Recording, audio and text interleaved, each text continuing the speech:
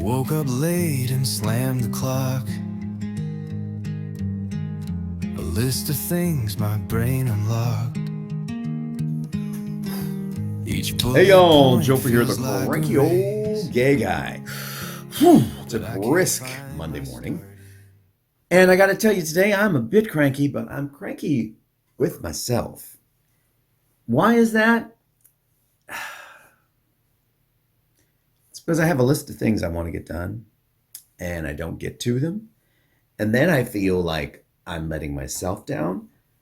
And then I also think, well, maybe you shouldn't make a list, and then you wouldn't let yourself down. And that's kind of, I think, a cop out. And things take longer than I think they're going to take.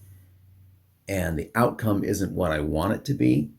And I'm sitting here just chilly as heck. Heck. I'm not turning the furnace on. No, I'm going to be leaving here in 10 minutes. But yeah, that's what's going on with me. I woke up feeling good. And then I saw some things around the house that I still haven't fixed. And realized too that I had gone to a hardware place, Home Depot, yesterday. And something I was going to get, which was some plaster, I didn't get because it just slipped my mind because I was looking at lumber instead. And now I come home and I see those two places where the plaster has peeled off the ceiling. It's an old house, it's lath and plaster. Wherever there's a crack, sometimes the plaster just starts to peel away from the actual plaster that's part of the lath. It's a skim coat. It's not difficult to fix. Is it messy? Yeah, it's messy, and then I'll have to repaint. But it's something I have been meaning to do. And I came home last night or yesterday afternoon, and I looked up at the ceiling and I said, I forgot to do that. So now that's another trip to a hardware store. That's my life. I'm telling you. Something also I wanted to point out is that when I was out Saturday night to the Eagle, I did run into two viewers of this channel, and I failed to mention that yesterday. And I wanted to say it was a delight to actually have a conversation with you guys. And thank you for your feedback and your ideas and input and critiques. And I am taking all of that in, and I appreciate that. So I'm not calling you out by name, but thank you. It was nice to run into people who see the show and, had some things to say. So thank you. Now back to me. I told you I wasn't going to show these sketches, but I'm going to do it anyway. I had a couple ideas. One of them is this is a garage that's currently there. And it's just like a carport extension off the garage. So I would have a covered area in the back. And the roof here is clear polycarbonate. I know when I talked about the four-poster situation, it's because the garage itself is grandfathered in, but it is like 3.5 feet from the property line, which is over here. But when you do a structure, you have to stay on the sides of your property. You have to stay 5 feet away from the property line. So I have to move these posts in 5 feet, at least on this side by the garage. And then at this end, this is a walkway that goes to the side of the house. So this post can't be here either. So it has to move in probably 5.5 feet or 6 feet. So I'm going to have the roof can overhang. That's okay, but it just can't be structurally on the ground within 5 feet of the property line. That's my understanding. I will double check that before I build anything, just to make sure that the roof overhang is not going to be a violation as well. Since it is just an overhang, the way I will build it, should that ever become a problem, I will just be able to take that portion of the roof off so it wouldn't be hanging anymore. Again, this is just a rough sketch. And this was the other idea, which is more of just a gazebo thing off the garage. Again, very rough. Garage is here, gazebo thing with a flat roof. The flat roof isn't really flat. Instead, it is a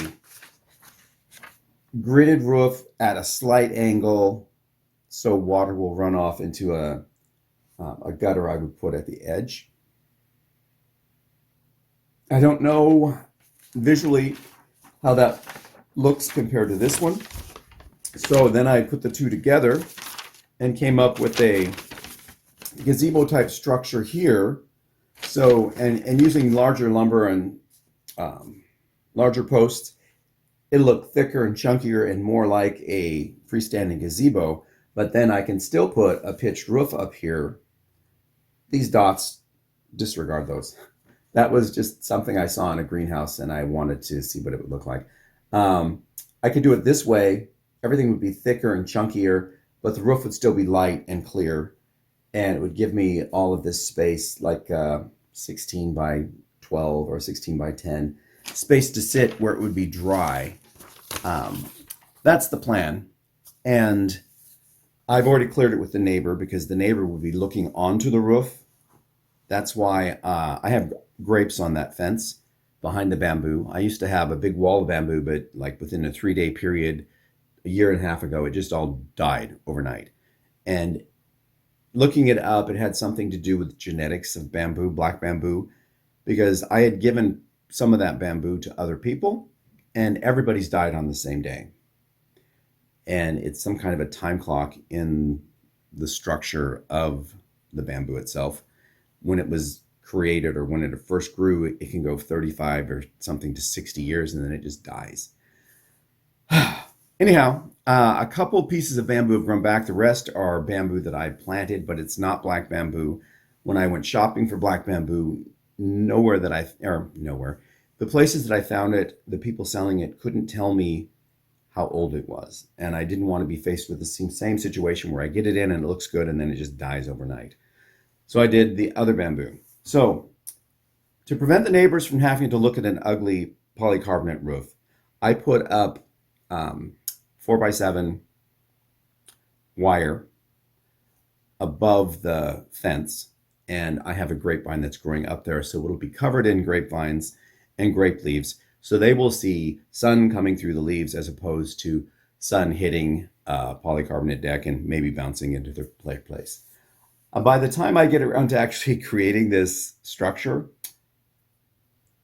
I think the grapes will be totally filled in and they won't even notice that I have this over here. I did, when I said I was trying to make sure everything was up to code, I didn't mean building code. I mean, that's important too, but it's the, not codes, but the rules for the city. It can only be certain height. It has to be meeting the setbacks. It can't be attached to another structure. It has to be freestanding, and it can't take up more than, in my case, 400 square feet, because every property has a maximum and a minimum level. They call it minimum green space. You have to have a minimum amount of square footage of green space, which could be gravel. It just can't be cement or structure. And when I built my studio, they told me that I could have, my property is large enough that I can have 400 more square feet of structure. So I know that this is going to be within those guidelines. The only thing I need to work out is that setback, because it's not going to have 4 posts like a coffee table. It'll have 2 and then insets. I just need to make sure that it's going to stay up, especially in the wind. And wow, that kind of brought me out of my crankiness, didn't it? But I am still kicking myself because I didn't get things done. I was going to scrape paint yesterday. Yeah, around the front door, along the base, the paint is peeled off, and I need to scrape it, wire brush it, sand it, prime it, and paint it. And while I'm painting it, I'm going to go ahead and paint it the same paint that I used to do the window trim outside. The door trim is not the same color. It's their old brown. I put in a new brown, which is darker around the windows. And I'm going to do that around the door too. But I know it doesn't seem like a lot, but then I also am going to have to do I have these posts with supports that hold up the cover of the front porch, which is a pitch roof. And those are also the old browns. So I need to repaint those as well. And everything out there is dusty and cobwebby, so I need to clean it all up as well. So it didn't happen yesterday.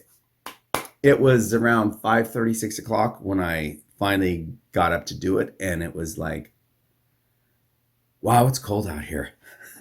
And it's not the bright light that I wanted. So instead, I went in the backyard and I cleaned up all the leaves and the little sticky bud cases that come off the rhododendron.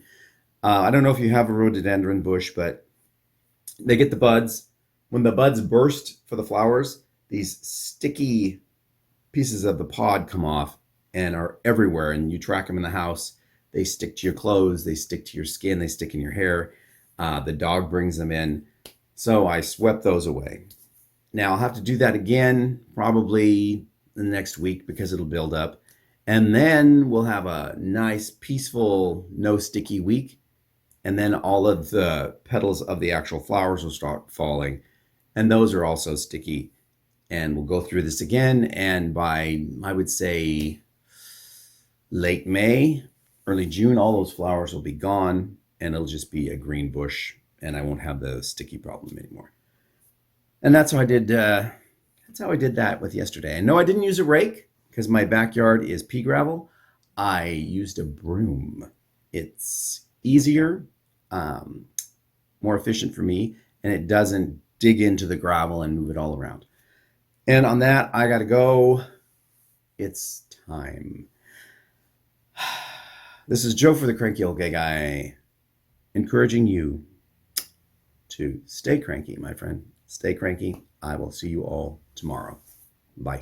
I woke up late and slammed the clock. A list of things my brain unlocked. Each bullet point feels like a race, but I can't find my starting place. Oh, I'm cranky with myself again. Promises I made and then I add more weight. I can't outpace my own reflection wins the chase. There's coffee stains on my get it done. Half the list just mocks my fun. I scribble goals while time takes flight, but loose ends haunt me every night. Oh, I'm cranky with myself again. Promises I made and then I aim so high I touch the moon, but land short every afternoon.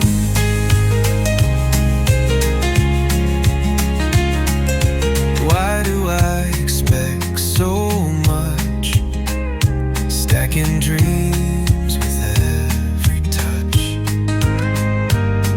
like towers built of cards I fold, but still I reach for something